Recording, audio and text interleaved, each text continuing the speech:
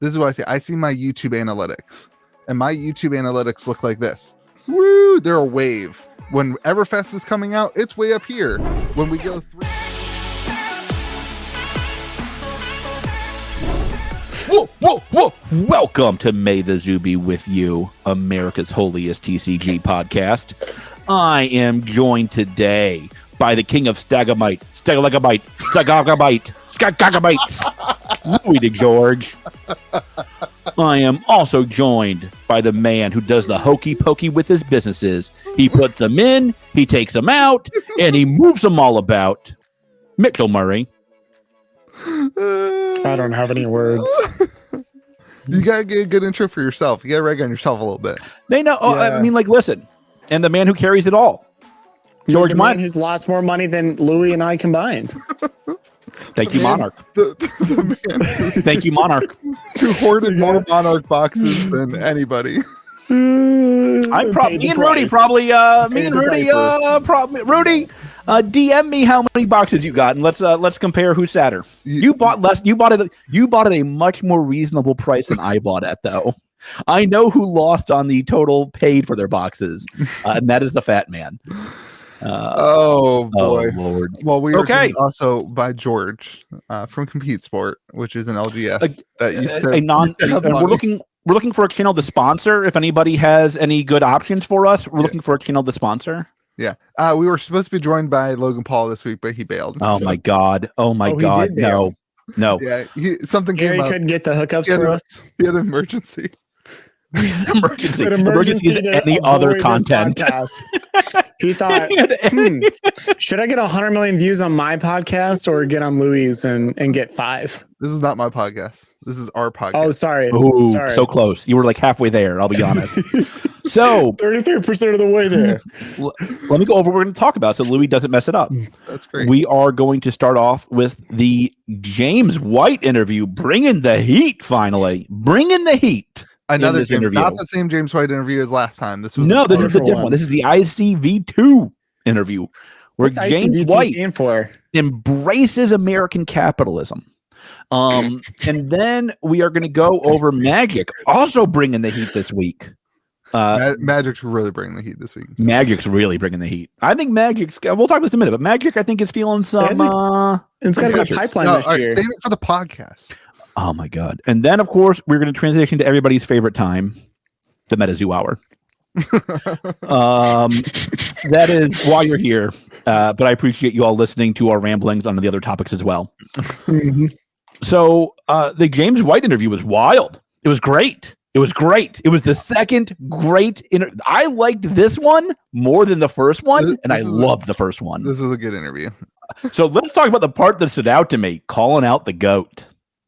All right. Calling out the GOAT. Where did that happen? When he said other companies, didn't name names, are worried about getting into Walmart and Target. I don't care about that. I care about the LGS. And I will tell you all this. On that third podcast, when I said LSS better be careful because Metazoo is bringing the heat, and you all were like, oh my God, George, you're a jerk. And I was right. Yeah. I will tell the same thing to my Metazoo fans. James White has come to life. Mm-hmm. This is not the interview I have read everything that man with his luscious locks has said over the last 2 years. This was very different. Yeah. Metazoo has some competition for the first time. You love. George wakes he up. Loves creating the conflict, and he like. It's not conflict. What's the news channel that talks about businesses? CNET or whatever. George like wakes up. CNBC. Oh my God. It's not CNET. Jesus. That's a technology website. But continue on. What I want to watch is CNBC and watch these companies duking out. Like that is absolutely true. That is absolutely true. If you know anything about his history, that is 1,000% of every. That's what you live for. Here's a thought. Maybe for the last year, both of these companies have been existing pretty dang well. No, that is a lie. It's not investors have flowed from one to the other. Yeah, sure. Not all of them. That is the vast majority. Stop it. I wouldn't even say the majority. I would say that I've been talking to more people who are investors in Fab. Here we go. There are a ton of people that are still on the board. I agree with you. I'm not saying everybody. I'm saying if you look at their price points and if you go to the Facebook groups, there's a heck of a lot of similar names. Oh, for sure. So I'm not knocking that. So like at the end of the day, I have maintained a position that both cannot survive in a meaningful way. One will win and will be in the top 4, and one will be the force of will. It will be a fine game. It will be in 300 to 500 stores, and every player or collector will be baffled as to how everybody doesn't play that game or collect that game. Sure. But they both will not, there will not be a big 5. There might be a big 4. There might be a big 3. That's the question. I do not see a universe in which both come out holding hands and hugging at the finish line. I totally agree with that. I don't think that success for you looks like the same that I would measure success. Same. Yeah, I mean, like I wish we could all get to have unicorn pets. We could all pet unicorns and go out and eat chocolate and not get fat. This is George's success for Flesh and Blood. Mon to 1K. That's my success for Flesh and Blood is that they're competing with Magic in a serious way. In the way they compete, in the way that they said they're going to compete, is in the LGS, correct? That's right. And that's the test. Is like, is that happening? They are competing with Magic on the competitive side. Now the LGS side, they're doing it. That's completely nonsense because like Magic gave up the competitive side. Now you're like competing. This is the question. They're vying for that space though. They're not, because like Magic's not competing in that space. The biggest question for Flesh and Blood in the next 5 years is Flesh and Blood enough to sustain a local game store? Right. Absolutely. Because Magic's not going to do it. Just like Magic gave up on the competitive side, Fab is giving up on the IP side to some degree. Yeah. I don't think it's part of their roadmap. Hold on, boo-boo. So like saying that they're not going to compete in realms they're not competing in seems obvious to me. That's not the discussion. But they're competing in the LGS. And that is where the battle will be fought and won and lost. Like that will be the battleground. Is like what happens in the LGS. And I maintain I don't see a universe in which we leave 2025, Mike and James White hold hands and cross the finish line and pet unicorns together. No, I don't think that occurs. I think one wins and one loses, or they both lose. But like, I don't see a world in which they both cross the finish line, hug each other, and pet unicorns. I don't see it. I just don't.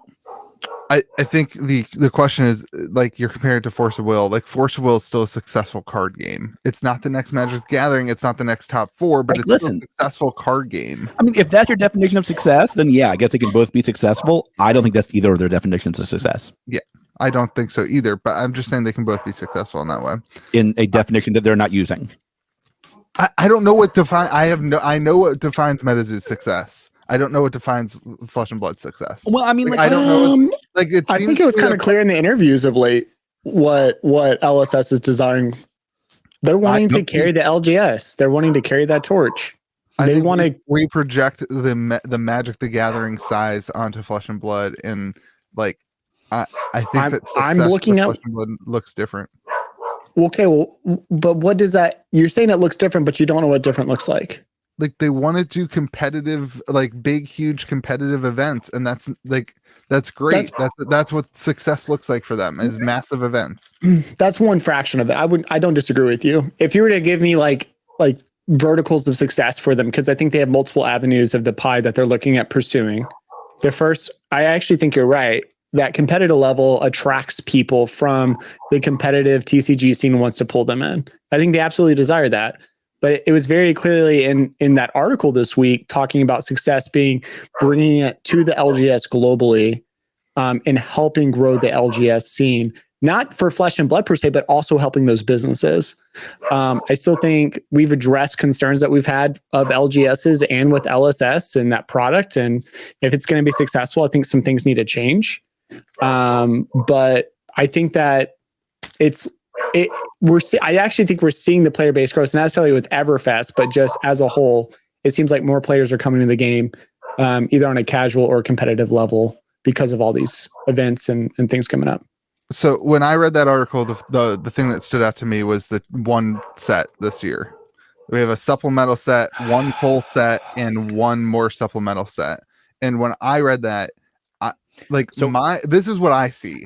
This is what I see. I see my YouTube analytics, and my YouTube analytics look like this. Woo! They're a wave. When Everfest is coming out, it's way up here. When we go 3 months without any sets or without any news or without any hype, it's down here. I want to give a shout out to the Green Wave go-to lane. Continue, Louis. The what? What? The Green Wave. That's Tulane's mascot. I don't know what that is. It's the Green Wave. Put the Green Wave on the screen. Is Tulane when we're going? Is that where you went to high school? I went to law school. Means nothing. It's in Louisiana. I can practice in civil income. I think if I don't know, guys. I'm not trying to be negative. I just think it's a different dynamic. Here is the question, Dr. Louis. There is one question. Does the question mark mystery product, does that count as a set? Is it? It might be a set. First of all, it could be PvE, and that would be great. Oh my god! It could be it could also be like a base. It could be the cure for cancer. We don't know. Does the question mark count as a set? Is it a set? And if it's not a set, it takes the place of a set. And I will tell you, that is what a lot of my fellow LGS owners called me about. Was like, I have to do this with one draftable set this year for Fab. Like, what am I going to sell? Mick opened his door right as they'd stop making product. Mick, this is your fault, maybe. This is my point. Mitch, you were saying that Flesh and Blood's goal is to be the place that the LGS succeeds with. It's really hard to succeed with that little sets a year. That's when I read the article, I'm like really excited about it because that set's going to be really good, right? Like they're going to it has to be. They're going to have plenty of time to play test it. They're going to have plenty of time to organize it. They're going to have plenty of time to make it really, really good.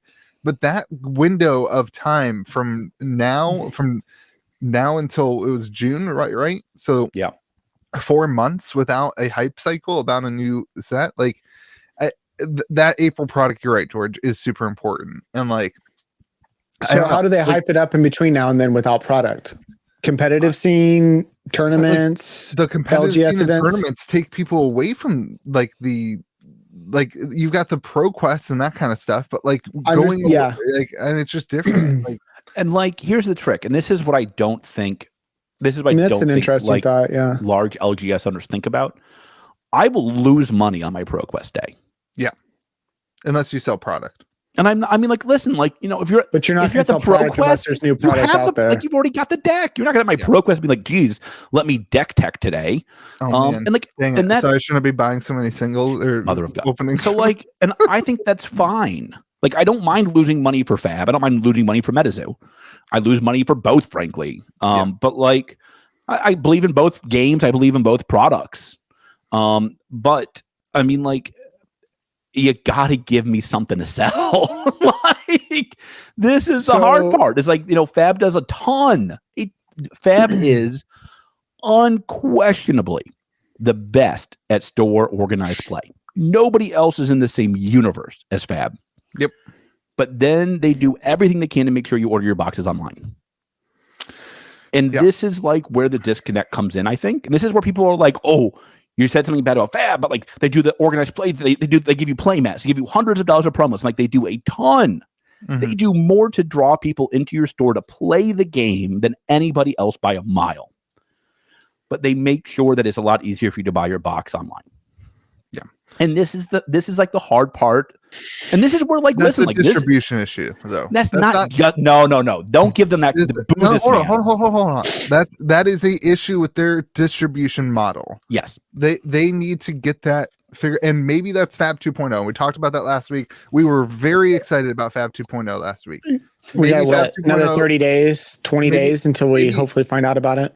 Maybe Fab 2.0 solves some of that distribution model that makes it better for the local store. Hold on. And let's be very fair here. They did a lot more to this set for the LGS for in-store than they ever have before. Channel Fireball did not get an exclusive promo. Star City Games did not get an exclusive promo. Yeah. The only people who got exclusive promos are Team Covenant and Rudy and TCG Player. And TCG Players goes back to the local game store. If you're that's more complicated. I got my money too, but let's not get into that because I think that's a little bit more complicated. That's a little bit more complicated than I think Dr. Louie is making it out to be. Maybe you should watch some CNBC in the morning. You mean CNET? Yeah, maybe you can watch some CNET in the morning. So I mean, like they are starting to make it so that it makes more sense for people to order from their LGS. Yeah. With and I think some of this is like they just need to go crack some skulls, and like maybe that is Fab 2.0. It's like, listen, the James White in this interview, it can crack some skulls. Yeah. This is the first time James White came to life this interview. I found the quote. I was trying to find it earlier. I found it. Maybe he has power in the hair, and the longer it grows, the more power he gets. This is the quote. Typically, it comes back to where we're selling flesh and blood. Typically, the big shelf presence packaging strategies are designed with mass marketing in mind. So your Walmarts and Targets. We don't care about Walmart and Target. That's not where we want to sell flesh and blood. We want to sell flesh and blood in the local game stores, and all of our focus on supporting local game stores. That's why we've not gone to the path where you get big air-filled, big box packaging. That's a good quote. I love that they don't do big packaging. I could not care. I do too, actually. It's like I hate the space that Pokemon takes up. I hate it. Oh my god. There's a big difference between like I don't care about big packaging and I don't care about packages the size of my house that carry 4 cards. That's his point though, is that display looks a lot better on a shelf. I put that in quotations. But when you're storing them at a game store, it takes up so much real estate. But for big box stores, it's great. There is a middle ground. Wait, there's a better quote. There's a better quote. If you go into Walmart or whatever, the people selling the products don't have that innate understanding of what the product is. So you have to handhold the consumer by offering them a big flashy box. Man, I'll tell you. Yeah, bring in the heat. But he's not wrong. He's absolutely not wrong. I don't know if he's wrong. I think it points to listen, one of them is right and one of them is wrong. One of them will grow a game, one of them won't. It is that simple. I feel like Fab is on the sustainability. When I say sustainability, I mean it on two sides. We obviously have heard that they're wanting to have a sustainable TCG space from a waste perspective, or because you're giving me that, but smaller boxes mean you can put more boxes into a large box, which means you ship fewer boxes, which means it costs less fuel. There are also less waste. So there's that sustainability piece. I also think they're not trying to throw a whole bunch of rocket fuel on and just launch into space to the moon. That's not the goal. It's sustainable growth over time. I don't disagree, but listen, if your competitor is always growing at 3 times this amount you are, you're losing market share. You're saying that will overshadow them and potentially cannibalize their market. I'm saying that if your competitor is going 3 times faster than you are on a consistent basis, you're just losing. Yeah, but they're going 3 times into a different direction. They're not necessarily going 3 times into the TCG space. But they're both going into the LGS space. There's a competition being had in the LGS. You're not wrong there. So this is the battlefield. The Compete Sport is the battlefield. The issue I see at an LGS level, and George deals with this a little bit, but George is frankly too big to have to deal with this. But are you calling me fat? Yeah, that too. But I would never call somebody fat. That would be terribly rude. That's rude. Small. My point is, if you're gonna grow your game at an LGS level with small stores like my you store, are right. If you're gonna find a store to play in West Virginia, you're gonna have to find a small store that's not a big. Not a big conglomerate like George. George is not the conglomerate, but it's fine. It's fun to make fun of George because he makes fun of everybody else, and so we can make fun of him. It's true. You gotta be able to take it. You the amount He's of energy, I can take it. The amount of energy is it's exhausting. Louis, it's exhausting. I think there's other issues with distribution. I think yours is one that's just a problem that frankly won't go away unless it's been there. This is why I'm making the point. They are saying that's the only place that they're going to grow their game. I see. That's the point. This is the point I'm making. So they got to do something to make it easier to grow your game. And I will say this: small stores excited about carrying it. Mike looks at the allocations of every store. Yeah, I know what I'm getting for Wilderness. But Mike also is directly connected to a distributor that is shipping a good chunk of their product. I mean, like, listen, like, I don't know. I mean, like, I don't know. But they try to solve that problem through golden distribution, which I think was actually a smart business decision. Using golden distribution to ship a huge chunk of their boxes is a smart decision from an allocation perspective to ensure that, and they're still using other distributors that have the continual issue, but we feel better. Louis and I, as smaller stores, quote unquote, feel better about that because of golden, but that's only because of that partnership. I think we need more distributors for Flesh and Blood. Yeah, of course. That's easy. That's obvious. I think that's the scenario. Is like that right now. The 2 distributor model is too. It just doesn't work. How about this, Louis? Like, we open up a new distribution, and LSS can just sell it to us, and we'll help out all the small stores, and that'll be our new business. Great. I'm out. So like, I didn't invite you, George. So it's fine. I'm not a fab. If you do that, if they partner with you two, I know where the game's heading. I think like that just is something. FleshandBlood.com for sale. I can buy a warehouse. When I read this interview, I saw we're having one major set this year, and like the supplemental set is great, and I'm looking forward to the supplemental set, and that secondary product, which is PvE. I hope it's really good. It's not for everyone's like they confirmed it's PvE. No, your PvE is my NFT. It's probably going to be constructed, classic constructed decks is my guess of what it's going to be, or like I think it's going to be. I think it's just going to be better CNCs with different art in each card. That's my gut. I like it. I like that stuff. I think like for me the question of so am I going to get like 60 like boxes of how many boxes am I going to get of that set? Because is it going to be enough to support? You never know. Like I don't know, and you won't know until 5 days until release. Yeah. Anyway. So I'm curious also, we complain a lot about the United States distribution system, but we've heard it's way worse in Canada. Way worse in Canada.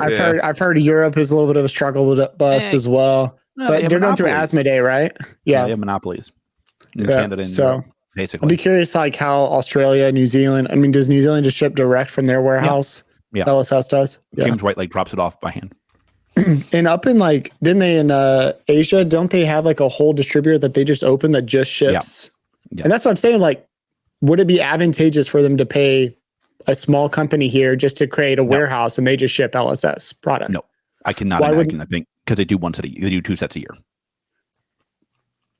Yeah. Like there's a problem there's a volume problem. How much of the cut that you think they're getting out? They would cut their margins though. They're super what? It's super widespread too. They're trying to be in 2000. Like it's easier to go through the distribution networks that already exist because they already pre-existed. It makes sense. This is not an issue with I don't think this is an issue with LSS. I understand it's an issue with distribution. My point is, if you're only relying on that as your way to grow the game, model, like it's challenging for sure. Definitely a hurdle. TCGs are hard, dude. Yep. I agree. And as you said in the interview, 99.9% of them fail. I mean, it's a hard business to run successfully. Yeah. It's like swimming upstream.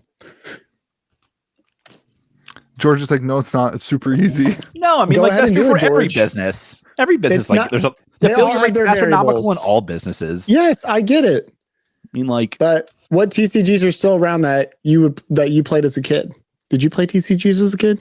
When I was a kid, there was no TCGs. So I guess there wasn't TV. Magic was around whenever you were a child. He just sat around the radio. He just sat around the radio and listened to some. When you were in middle school, high school, you had Magic. We had 5 channels on TV. We didn't have these things. 1923 was a rough time. It was just like. When did Magic start? Magic wasn't. It was in the 90s. When do you think I was a kid, George? I was 7 when it was founded. I mean, dude. Right. You could have played it in middle school. Yeah. I don't. Yeah. High school. Mitch is ironically right here. This is funny. I'm like, you're acting like you're this old. I did not play Magic when I was in middle school. Nobody did. That wasn't a thing. Yeah. The article's really good. To the lunchroom. It's really cool to see him fighting the games. There's things that need to get figured out. So Fab 2.0 is gonna be wild. I can't wait for that episode. I can't wait for Fab 2.0 episode from. So we need to have a whole episode just to speculate on what it's going to be. I don't want to do that. Louis is actually going to do that on his channel anyway. So no, I don't want to touch it. I'm not touching it at all. There's things that I can't, like, I don't want to touch it. You can just take the whole of my channel from the last 6 months and put it together. It's just going to be PvE. All right. So Magic came out with some bananas cards. Yeah. They came out with cold foiling. Yeah. What? No, they call them legit cold foiling? Yeah. Well, but it's real cold. But no, this is real. This is not garbage. Oh, so they're going for Fab now, huh? They're coming for Fab. Yeah. Didn't we just talk last week about Magic going for Fab, and you guys donked him? You said that's not even on their radar. I said for their competitive scene. That them disclosing their playtesting isn't something that Magic the Gathering is interested in. I didn't say playtesting. I said their product roadmap for the year. Them doing that ahead of time, I think, would provide an impact, but I'm not going to get into it. What I heard y'all say last year is Fab is not even on Magic or WotC's radar. Yet here we are. Continue on. That's all I wanted to say. Okay.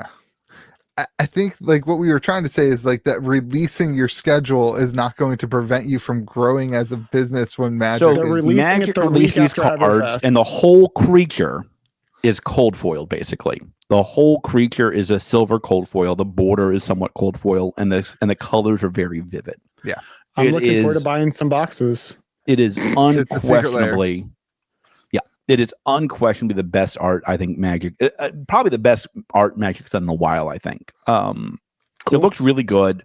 It looks super premium. Like that was my first takeaway. Was like this looks like and it's very rare. Usually Magic products look like garbage. Well, this looks like a very premium product. I still haven't held it in my hand. I ordered one as soon as I saw it. I was like, I need to do a comparison. You're like, I got to do this. I ordered one. I haven't held it in my hands. It'll be interesting to see how good it actually is compared to like, because cold foils are the pinnacle, right? Like, it's hard to compete. What you don't? I'm a rainbow foil man, and will be the day I die. I've heard that a lot lately. I think rainbow foils just look better. That's like not like somebody left a comment on my video. Tell me the lantern looks better if it was going to be a rainbow foil. Somebody left a comment on my video that said hot take, rainbow foils look better than cold foils. I said I'll take things James White doesn't want to hear for $100. I don't think James White minds, but I think Fab does a good job with the rainbow foiling. But like I'll just tell you this: are supposed to be the pinnacle. I opened some product with people who've never seen Fab before this week with my gamer dudes, and they saw the Arcane Lantern full art cold foil, and they thought that it was like that's insane, that's so sweet. They saw the rainbow foils on some great art, but they're like, no, that's gutter palettes are gonna be gutter palettes. So I mean, like it's I love the rainbow foil. That's great. This is the longest we've talked about Fab in a while. I feel like the cold foiling, it's called etch foiling, is gonna be super interesting. What I want to see is if they put that kind of stuff in the booster boxes, like that's the type of stuff. Like if they start putting, like, in order for Magic, we were talking about competing with like at the LGS level, they need a set that really sells like the last 3 Magic sets have been duds. Like they haven't sold boxes. Like they suck. I don't sell online anymore, but if you want Crimson Vow, you got to take it by the pallet. Like they are horrible. Like they're not good. It's so much Crimson Vow. And like this is the point. Like if you have a dud set like that, it really affects the small stores. Like it really affects small LGSs. And like what? This is small LGS episode. Yeah, that's like, listen, if he's a little biased, but it's true. He is salty. There are more small LGSs than there are large LGSs. There's so many more. For every large LGS, there's 100 small LGSs. Like now, Louis, let me ask you a serious question: is the LGS model broken? Yes. Look at like the LGS model has these ebbs and like these ebbs. Unless you're on a military base with lots of young kids who have exponential amounts of money. If you're good at figuring out successful locations, you will do better in business. That is a secret tip that the insiders don't want you to know. You can't only have LGSs in purely successful locations in order for TCGs to You can't only have Chick-fil-A's in purely successful locations for them to be successful and survive. I don't know that that's true about Chick-fil-A. Their entire teams in corporate America, their entire teams, and all they do is scout out locations. Right. But like, that's a completely different thing. Like you're talking about the food industry compared to a trading card I'm talking industry. about, I'm just talking about industries. multi-billion-dollar industry compared to our little minute TCG. TCGs industry. are multi-billion-dollar industries. Just saying. I don't have any way of knowing if that's true or not. Is that true? I don't know to see if it helps any. Like you, all I'm just saying is location matters. Industry. Ooh, that's fine. If you include sports cards. I'm just saying, like a set like that fails for Magic 3 sets in a row is rough on small stores. And I feel like y'all really excited though about this roadmap this year. It sucks for everybody, Louis. You have more cushion on big stores. That's true. Yeah. So I mean, like, listen, I will say two things. I think Kamigawa is going to be a good set. I think it's going to sell well. It already has in my store a little bit. Kamigawa is flying for me. Yeah, well, I know. You mean your 15 boxes? So like I called Jordan. I think I oversold. I said I think I oversold. I need more boxes. I've been telling y'all from day zero. I want to open this, and I asked y'all, "Can I get some boxes from you?" Because I can't get from distribution. Never given us a number for how many you want. Because I don't know how many to buy. I'm asking you, how many do I need to buy to enjoy opening this set? I've never opened an MTG set. This is gonna be my first one. I thought you had when you were a kid in middle school or whatever. I had a starter deck as a middle school child. I couldn't afford booster boxes. I straight up said no. I think that deck would be like $100K now. I'm gonna have to buy boxes on Amazon to fulfill my order. People are the COVID's coming back. I've had my favorite thing to do now in my life is to make George laugh so hard that he coughs because of his COVID. Do you have the long COVIDs now? When the Lord calls me home, I want you to bury me on Eastern Poland. You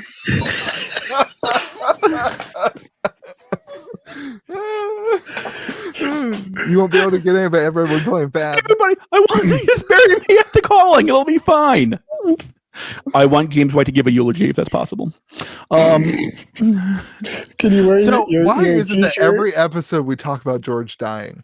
It's like a preview. It's a preview of next week. It's like the teaser. You never know. So I loved our interview with Gary, Pokemon King, but to hear him to have similar thoughts with George about, well, when I die, just bury me with my cards kind of thought. It's like, this is what they think about. This must be a whale thought. Not there yet in life. Somebody over 65. That's just what they think about. I want you to remember that, Gary, when I see you and when Louis sees you. That's all I'll tell you, boss. Gary thought that was funny. I know it. That's absolutely true. I mean, listen, I think that I'm hyped for the Magic cards. I think that this is I can't figure out if they're worried about Fab or not. I'm not sure they should be, frankly. Like, they seem to be going at different paths. Yeah, that's how I feel. Fab and Magic. I don't think I'm aware of any store that's given up Magic for Fab. I'm not aware of any. Hey George, how much Magic do you buy versus Fab now? Well, I carry more Fab, but my store came into being right as Fab came into being. Yeah. Well, we grew together. Me and James White grew together. But you're just contradicting your statement is all I'm saying. That is not at all true. I have not given up any Magic for Fab. I'm not. I still are you buying Magic. less Magic than you are Fab? As Fab became more popular, you bought more Fab than Magic for releases. I don't know if that's true. It's only weird because there's 85 Magic releases a year. So do I order more so for you buy each? less? Yeah. Yeah, I order more Fab per release, but they do 3 releases a year, and Magic does 3 a month. All right. I order more Metazoo than anything else now, frankly. Metazoo is my biggest order. So, and I think part of it is just listen, you can get the support there. I think Magic is this is a very important year for Magic. I think. This is the year where they need to kind of go in and show who's daddy still. They need to go in there and kind of school everybody. I think they're going to. I'll be honest. I've heard y'all both be really excited. I've heard in other Magic or adjacent communities, they seem really stoked about the roadmap this year, the product roadmap. This is the best roadmap they've had in a long time. That's what I'm hearing y'all say. It's like so they're coming out hitting this year.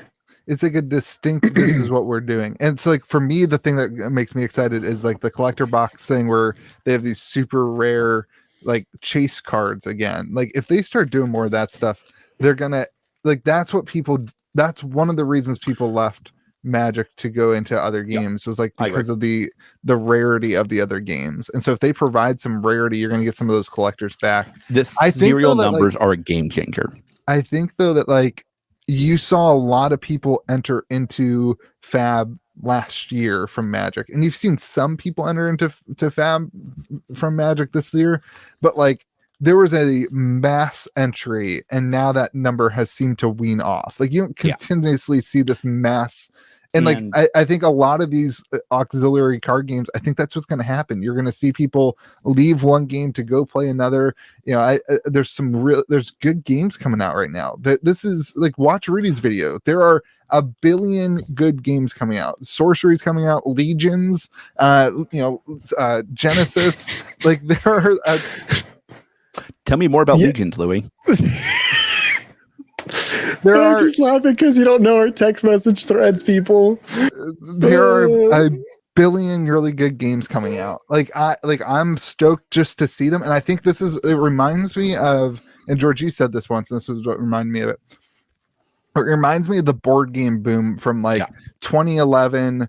Really 2010 to 2018, where like all these new board games came out, and like before there was Settlers of Catan, and everybody played Settlers of Catan. If you played a board game with your friends, it was Settlers of Catan. That was like the big game it's the game of our generation. And then all these other games came out, and like people didn't just stop playing Settlers of Catan. They just spent 2 months playing Scythe. They spent 2 months playing Terraforming Mars. Then they played Settlers of Catan. Then and I think the same thing is happening in the TCG world, where like there's gonna be these games that come up, and you don't have to, like, the question isn't, are they gonna be the next Magic the Gathering? The question is, can I spend $200 and have a good time for 2 or 3 months with my play group? And then when a new set comes out, can we revisit it and enjoy it? Like, I think there's a world where that happens. You don't?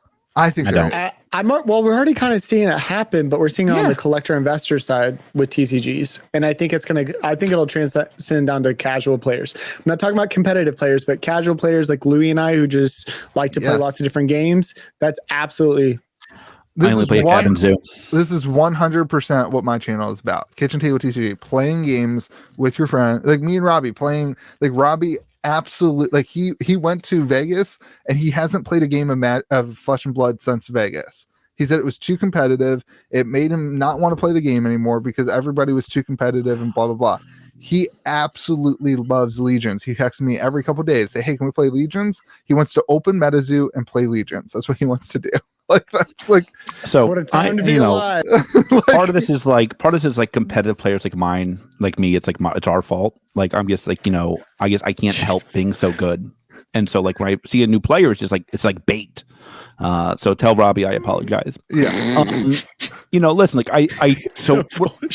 what I will say, I want you to know, I am working very hard on somebody gifting me their Pro Tour experience. You all better pray to God nobody does that, because I will insist I get called a professional player until the day I die. You and the 20,000 other of you. You want to come to the Tulsa Pro Tour with me? Is there one in Tulsa? Putting one on. Yeah, Team Covenant's hosting one. Wait, that's a Pro Quest. Oh, my bad. Yeah, I have a Pro Quest. I have a Pro Quest at my store. Pro Tour. I have somebody giving me. I think I have somebody giving me a Pro Tour, and that means you're a professional player officially. And you have to win a Pro Quest to go to the Pro Tour, right? Well, you can just buy it. You cannot buy it. You can be gifted it. Hey Ken, how are you, baby? So Hey Ken, you want to draft? I'll draft with you for a Pro Tour. Oh baby, I'll draft whatever you want. Yeah. So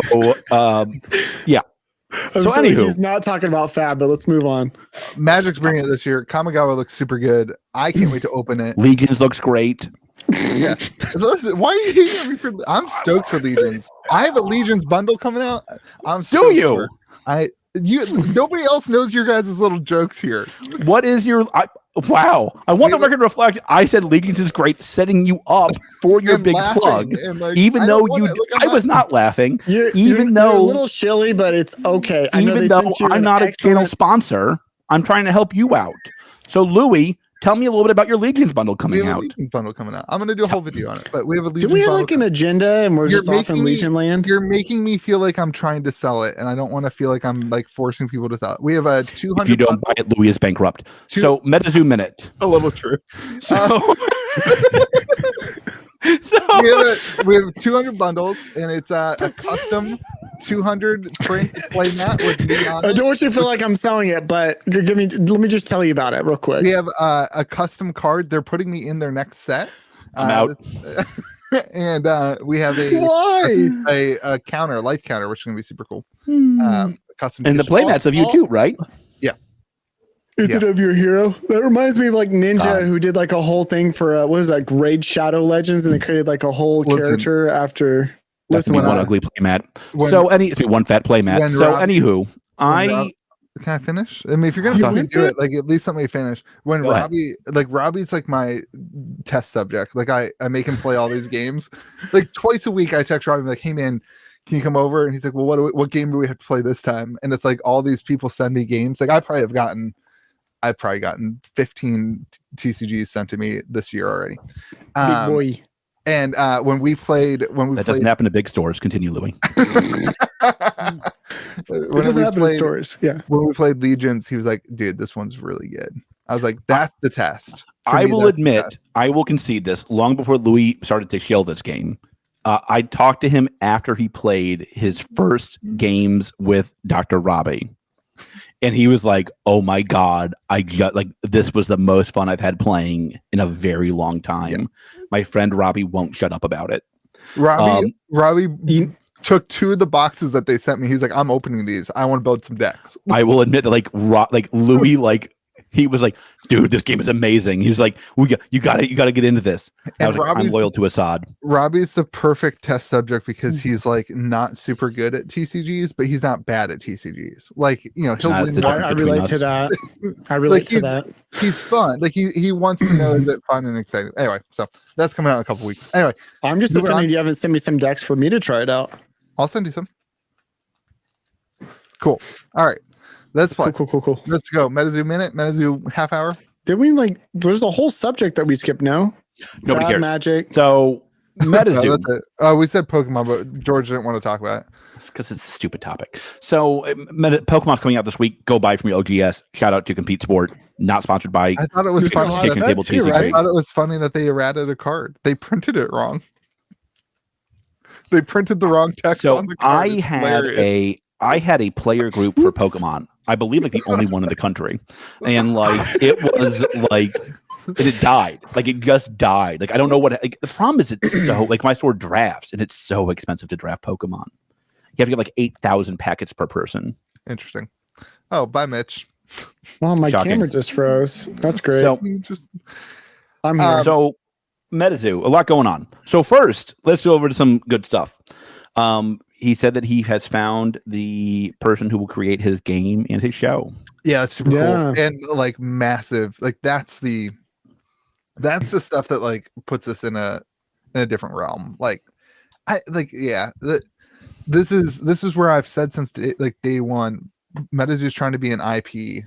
The game is not the main focus of the whole thing. The IP and the brand is the main focus, and the game is an amazing addition to that.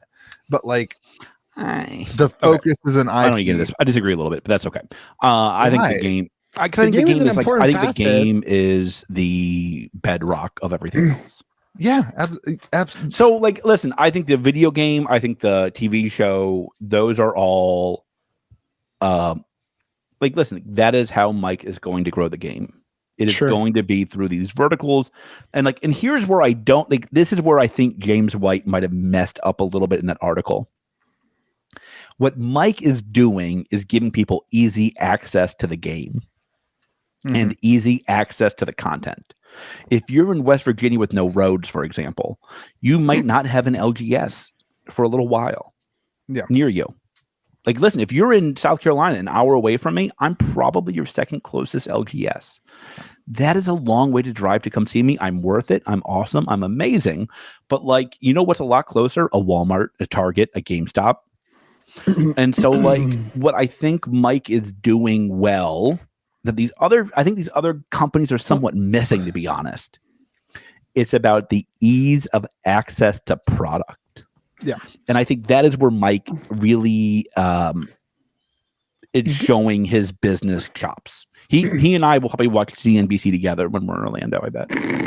So like this is like I think I agree, as long as those products lead somebody to then go to your LGS and order and buy, and like that's what's going to happen. I think that's unfair. Like here's that product in stores is more of a collector product than anything, right?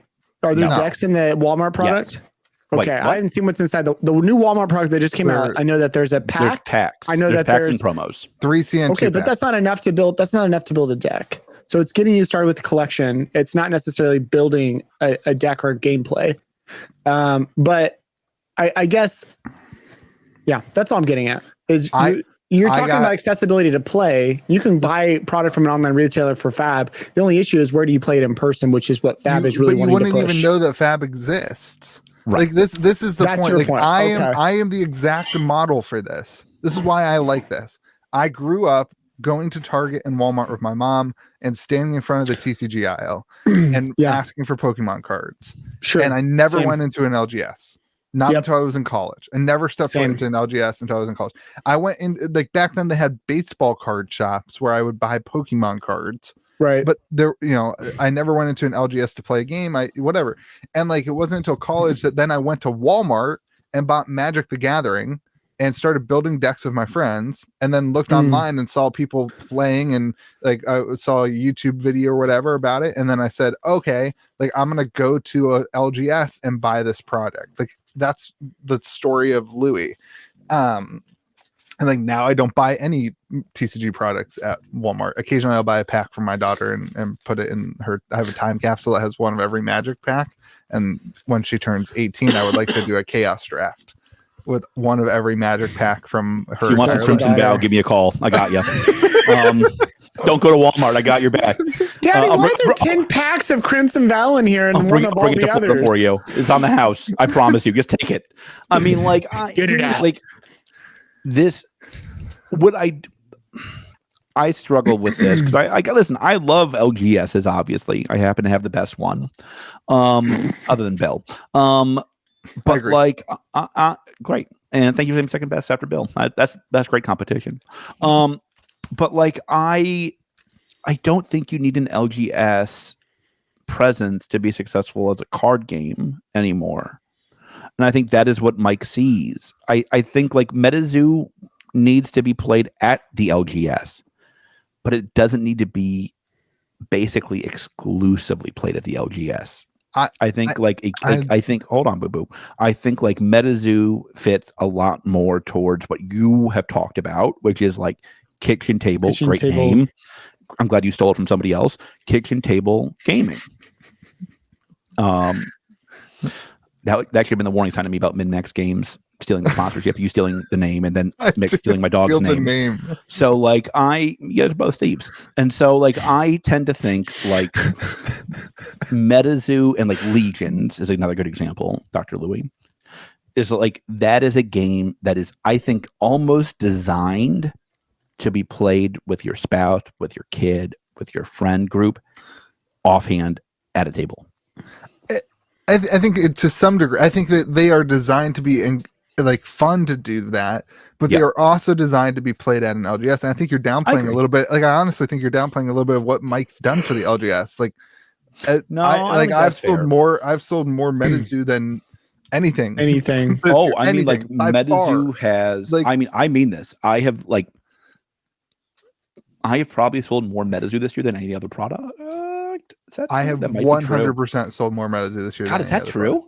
It's 100%. Well, it's only been 2 months into this year, but yeah. And like, I think like that. I think there's a side of this that's like, I do think that like he's putting the exclusive. Like if you go to Walmart, you buy second edition packs, and then you're like, oh, this is really cool. I want some of the more valuable stuff. Where do I get that? Oh, I have to go. I go to the store locator and I find, okay, there's a store here. I'm going to go and pick it up. That seems. Like I think that's true. I think that's fair. I think Mike's done a lot for the LGS. I'm going to be very clear here, but like, I also think like, listen, you can go to metazoo.com and buy it there, and like, I think that's fine.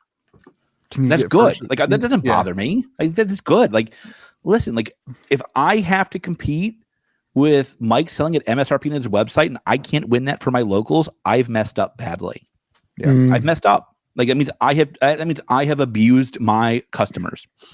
I never worry about that stuff. Like that doesn't freak me out. Like, what would bother me is if you were like, okay, and that Mike's not doing this obviously because Mike is a goat and Mike would not do this to us. But if Mike said if you buy it from online, you get 15 free promos, that would bother me. That I would call out and say that's garbage. But Mike doesn't do that.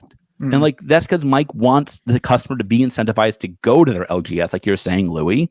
But like I also think it's meant to be a much more accessible game. Yeah. This is where like people, this is where like, fab people get a little snooty with the lands, the auras are outdated. I'm like, listen, it's what people know. Like that's the problem. Like when I explain fab to somebody, they're trying to piece together, so the blue is like the land. I'm like, well, no. And like Mike understands that like the land and aura system maybe is like design wise, not the world's best system, but it is the most accessible. That's how you grow a game, is by getting new customers in. And Metazoo can do that because of their land system or system. Land or aura in Metazoo is also like 2/3 as important as it is in Magic. It's just not way less important. They fixed a lot of what went wrong with Magic system, I think. Yeah. Okay. I want to talk. Can we talk about clumping? Yeah. So, like, listen, like, I think clumping has become the topic of the day for every card game, apparently, and I don't understand how this is possible. The Dimmock shirts seem a little clumpy. They're pretty clumpy. Right. They're pretty clumpy. I got a nice array. Mine were good. It's the photos online that I got some Mothmans. I got 3 Mothman, a Piazza Bird, and something else. I don't even know what else I got. Yeah, quite. I don't have mine yet. Hodig's kind of the worst scripted. Yeah, Hodig's the worst one. I think they're all great. I want Quetzalcoatlus. This stuff, this is like the first thing for me that's like, man, this needed to be fixed. Like, it seems like this is an easy solution. So I don't know what the solution would be. I don't know how they're fulfilling them. Wait. So like, here's my question to you, Dr. Louie, and I mean this. And I like, this is something I've thought about a lot this week, mainly because of a certain card game's new set. I'm wondering if we're not underestimating how hard it is to get rid of clumping. Yeah. Listen, like there's obvious clumping in Everfest, like, yes. and like clumping not necessarily, well, kind of in boxes, but also like just like the way that it was distributed, right? Like, did you see that good friend of the podcast, Fluke, got 2 stalagmites in the same case? I saw 2 people got a fable. There's certain content creators I don't watch. 2 fables in that case. So like, I listen, like, clumping is a thing. But like, and this is right. Like, hey, Goat, if you're listening to this, can you, like, if you have time, you probably don't. I'm curious as to, like, is this a hard problem to solve? Like, I guess because like it seems to have been solved in Crypto Nation Second. They solved the problem in the booster boxes. That is Crypto Nation Second Edition is promos. Super easy it's solved. I'm sure I think it's a much harder fix there than it is in the DMAC boxes. Yeah, this is what happened with the DMAC boxes. You saw it on their Instagram story. 5 M's. They have a line there, and they had the box full of promos, and they went and they put the promos in each box, and then they shipped the boxes, and they were in line, right? Like, the solution is take the box full of promos and mix them up and then put them in randomly. But the problem is that I don't know if that's as easy as you think it is. Then you risk potentially moving around the boxes and damaging the promos. That's my fear. That's fair. There's probably there's constraints. Well, the other thing is that they were also doing the same promo as shirt too. So that means that you have to make sure you put the same promo in the same box. And then you got to shuffle the boxes up. Yeah, like, I mean, like, there's a lot. I get it. I think clumping is a problem. I do. I think listen, like, it's something they've struggled with, right? Like, we saw this in Nightfall, Halloween promos. But like Nightfall promos. I mean, I think, like, I'm wondering if like this is just like something like way harder for card companies than I thought it would be. the issue I think I have with it is it's a feel bad, and it wasn't a feel bad for me. It's a feel bad for the person who orders 10 shirts and gets 10 of the same and ones. the community. There's a reason there's probably still up for sale on Metazoo's website right now. There's a risk of now you're buying and you could get clumping and you could buy 10 shirts and they're all the same promo. Mine haven't shipped yet because Mike is making sure each one is different, right, Mike? Do you mind me asking how many shirts did you get, George? 10, 12. What size did you order? And don't answer that.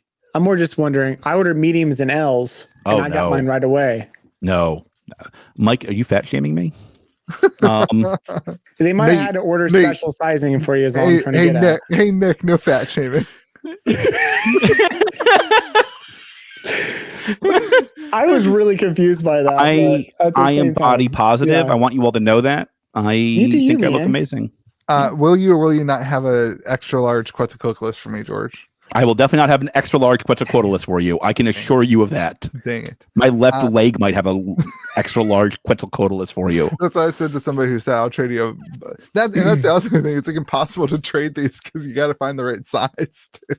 You got to find somebody who has your shirt that you want in the same size, and you have to have there's a lot. So this was the first Metazoo thing that for me was like, this one should have been fixed. Like we saw it with some other stuff. I don't disagree. I was working with third parties too that are not directly Metazoo. That's true. That's 100% true.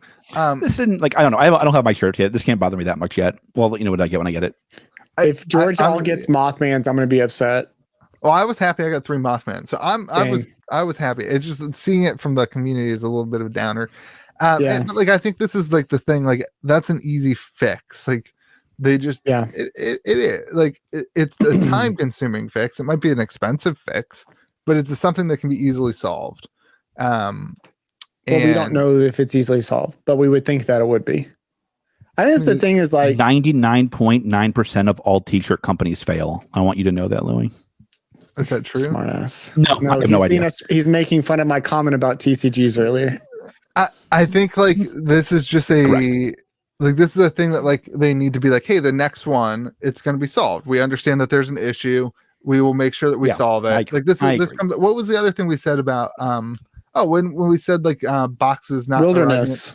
Wilderness needs to arrive at the same time. And they changed it. They delayed wilderness to ship it all at once. Yeah, this is fine. I'm not worried. I'm making all my shirts yet, so I can't be worried yet. They're fat shaming me like Nick is. Listen, I think the other... I'm just saying that your sizing, they might have had to order. That's all. They didn't have as many. I'm not the only fat man in America. We are the land of McDonald's and Taco Bell. I hear you, my dude. I'm not fat shaming you. I'm just saying that you're fat shaming me. I will bet you they make more of my size than your size. That's all I'll tell you in America. That's true. I'm just saying I got all my mediums and L's super quick. That's because nobody else ordered them. They're a little it's actually potential. No, are you wearing yours? Let me see it. Ooh, look at that Piazza bird. That shirt is sick. It is sweet. That's a cool shirt. Need a better model. So the other fat shaming. I didn't even say it was fat. It's just because he's ugly. I'm ugly shaming him. So you're shaming him. Got it. Yeah, I'm just regular shaming him. That's allowed. That's actually why people watch our show is just for us to shame each other. I'd take being ugly over old any day. I would too. I'll be honest. That's dying of COVID, long COVID. Things hurt when you're old. They didn't hurt when I was ugly and young. He's not that. I'll be honest. That surgery last couple 2 years ago, really that arm's never been the same. Yeah. Sorry to hear that, George. That happens. All right. Now it's just a slow ride to the end. Jesus, take the wheel. Yeah. Jesus should have taken the wheel that day. So I was standing still. I tend to think that I think we talk about Wilderness is coming out at the end of next month. Exciting.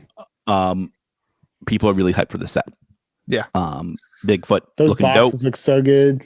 That box looks good. I'll obviously be opening a box at Collecticon. Me too. Nice. Right, Mike? Right, Mike? Are you bringing them? Put in the comments if you're bringing them, and put in the comments if you're saving one for a fat man in a Hawaiian shirt. and maybe a homeless-looking guy with a backwards hat. So we're the Dim Mac shirt, the Dim Mac model. I will only be wearing Hawaiian shirts though. So like, you're not gonna wear your sweet Dim Mac shirt that you get? No, I wear Hawaiian shirts. I don't know why I buy everything Metazoo and everything Kanye. I wear them. Like I wear them. Why do you buy them? I don't know. I'm addicted. Mitch, I'm in the highest tier for playing cards. I'm going to give them out to every customer who buys Metazoo just to support it.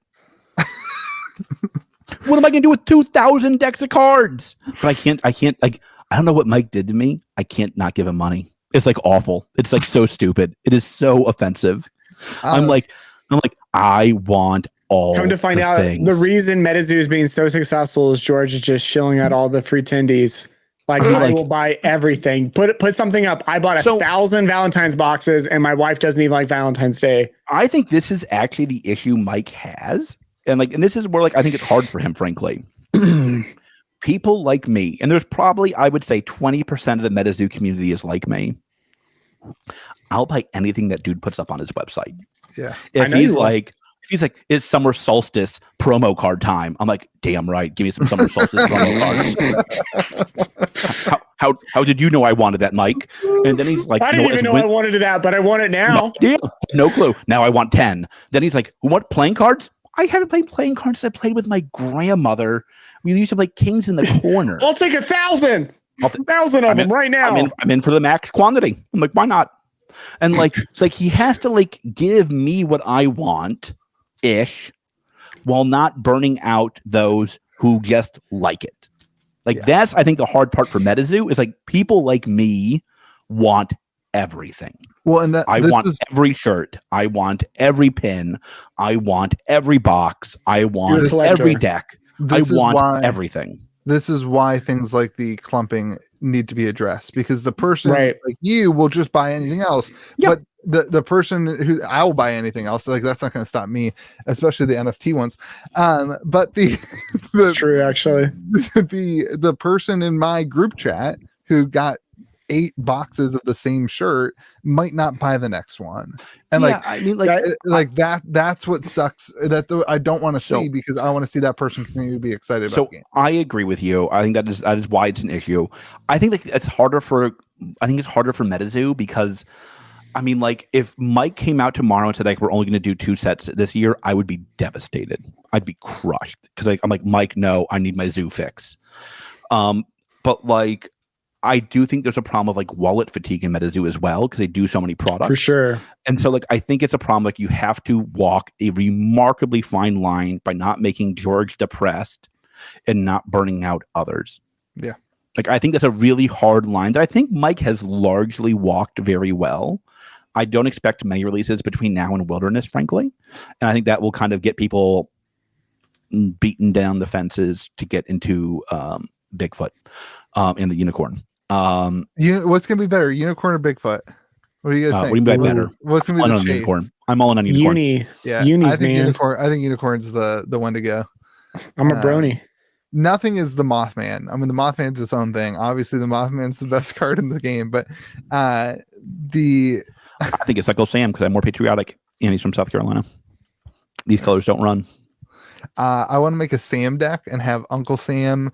What's the other Sam? You got Sam Sinclair, and the Sam Ackler. Sam Ackler, and then the one that's the dark R1. He should do a Sam Adams one. Sam Adams partnership. Get on it, Mike. Get on it, Mike. Sam Adams partnership. Come on, where are you? What have you been doing lately? All I have is a TV show, a video game. Every 6-pack comes with an exclusive $250,000 tournament. A new set, a new promo set, a weird satellite image that you tweeted about. Video game. Mike, what are you doing all day, man? Come on. We haven't even talked about the $250,000 tournament. It's this is where, and I don't want to get into it. Never mind. I agree. This is where other games need to be careful, because Mike is just on top of this stuff, man. He gets PR, he gets marketing. I want to go to the one in Dallas. Or is it Dallas? Wherever it is, Texas. I just assumed Dallas. Oh my God, I can hardly. So it might be Austin, actually. One of my best. I think it's in Austin. Oh God, I hope not. Austin's hot and sticky this time of year. Just keeping it real. I was there like around January, February a few years back, and it literally was 90 degrees, 100% humidity, and I was like, doesn't matter. I'm gonna be inside playing TCGs where I belong. Outside, it's just weird using the AC in February. That's all I'm saying. Thank you. So, like, I hope it's in Texas because I love. It is in Texas. Yeah, I love barbecue. It's in Austin. I love barbecue. Ooh, go to Franklin's. Are we going to Texas? You guys want to go play? I'm not putting any trips with you. I'm sorry. I will show up if I want to show up. I can't wait for Collecticon. I just booked my hotel. Yeah, sure. Okay. I just got the janky hotel. $60 a night. I'm gonna get for Orlando. Yeah, for Orlando. If I don't, I have stayed there before. It is very exciting. Good. That's what I'm looking for. A lot of cool stuff I don't want to be able to sleep. I want an exciting weekend. So you picked the right hotel. Yeah. We're going out to Giordano's with Texas Ted. Ooh. Oh, fun. Is that a pizza place? Oh my God, kill me. Yes. It's Chicago style, if I remember correctly. I think we're doing dinner with the goat one night. I mean, like, it's gonna be a fun trip. I've never heard of that. It's deep dish. I am going to. I watched a movie the other night, and Vanilla Ice was in it. I watched. That's My Boy with Adam Sandler and Vanilla Ice. And I was like, oh my God, I can't wait to ask for an autograph on a. I don't know what to ask for an autograph. I talked for one of my. I have an autograph. Get a Metazoo card. No, I talked for foil. I talked to one of my colleagues, and like they were like, you did not really just buy the more expensive ticket because it gets you all access to Vanilla Ice, did you? I'm like, yes, I did. Absolutely. You got to get the access to vanilla. Like you got to get vanilla. I'm going to have vanilla, ice, baby. I'm going to have vanilla, goat, and King Pokemon all sign the same card.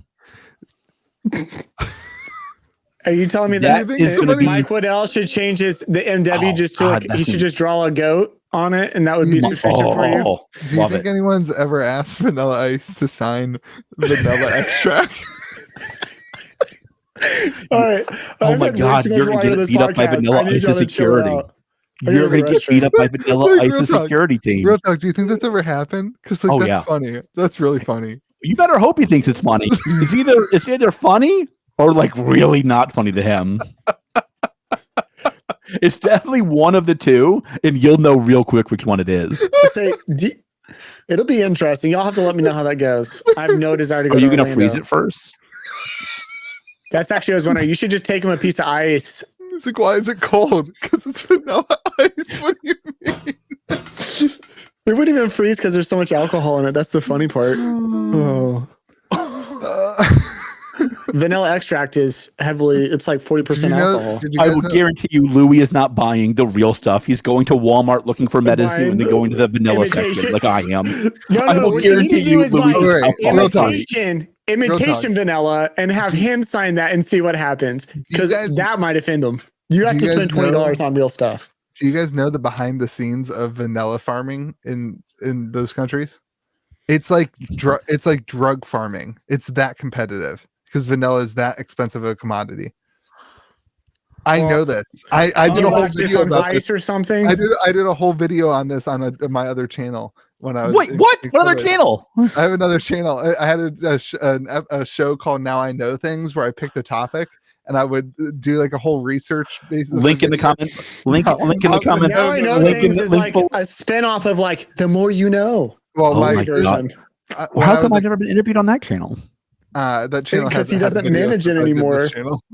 He hasn't done any videos since he was like 12 on that channel. What better way to restart than me? Let's do it. The more you know. This one's not going super well. Two passive income sources. You could start a whole new thing, whole new Patreon and everything. Oh, yeah, that'll be great, Louis. That's what you need. A completely different Discord called Now You Know Things, and you have a whole bunch of smartasses in there. It'll be good. Yeah. All right. That's funny. Well, this was great. This was wonderful. This was great. You did a really great job today, everybody. Damn you, Vanilla Ice. You ruined our podcast. Just kidding. You're my favorite rapper. That can't be true. Kanye, by far. Eminem. You mean Ye. His name is Ye. we're doing the whole workout and health food thing right now. That's because somebody called you fat. So that's 100% why. I know. Believe me, I know. And we're doing this whole workout thing. And my wife was watching a workout video, and this lady was obsessed with Eminem. She was like doing a workout, and there's Eminem playing in the background. This is like a Peloton video, right? And we don't have a Peloton bike. We're not rich, but I was about to say, I do not see you as a Peloton owner. No, she pays like the $25 a month for the Peloton like workout, and then does it on a bike like this. She's like rapping like on the video. She's like, and Eminem came from nowhere, and you can too, and blah. And I was like, oh my gosh, this lady's insane. I was like, what? How are you working out right now? I would like. She's insane. Anyway, part of the reason is because all of her Peloton stock just went complete garbage, and so she's kind of losing her mind. Louis doesn't know that. He doesn't watch CNBC. All right. Thank you all so much for joining us on Metazoo be with you. It was it's exactly what you expected. We don't even know what we expect out of this podcast. All right, everyone. You're not going to be kind. You're not going to remember to be kind to people around you, and we'll see you again next video. And may the zoo be with you. Wow. Wow. Wow.